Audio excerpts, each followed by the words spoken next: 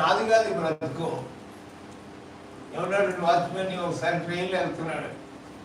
ఆ ట్రైన్లో కింద కూర్చున్న వాళ్ళు భర్త మీద ఉన్నాయని పిలిచారు. ప్యాకాట్కి ఒక హ్యాండ్తో పోయింది, కిందకి దిగమని. ఆయన అన్నాడంటే నాకు చేతులు లేవు అన్నాడు. చేతులు లేవు అంటాడు, ఉన్నాయి కదా.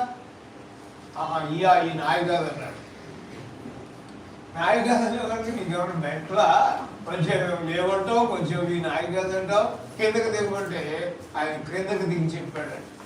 నేను మెడిసిన్స్ అన్నీ అమ్ముకుని ఈ చేతులతో దొంగ పనులు చేస్తూ కాని పని అంతా చేసి ప్రభువుకి విరుద్ధంగా బ్రతికాను.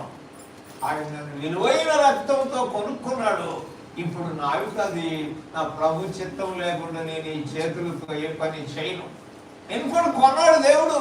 నీ ప్రభు చిత్తం లేకుండా కాని స్థలానికి నువ్వు నడవకూడదు, కాని స్థలంలో నీ చేతులు పరిచేయకూడదు, కాని స్థలంలో నీ ప్రజెంటేషన్ ఉండకూడదు. నువ్వు ప్రభు మహిమ కొరకు జీవిస్తున్నావనే కాన్సెప్ట్ కలిగి ఉండాలి. అందుకే భక్తుడు ఎప్పుడైతే గాస్పెల్ చెప్పాడో వారికి వారి పశ్చాత్తాపంతో ఆ ప్యాకెట్ అక్కడ పడేసి ప్రభు వైపు తిరగటానికి కారణమైంది. దేవుని స్తోత్రం.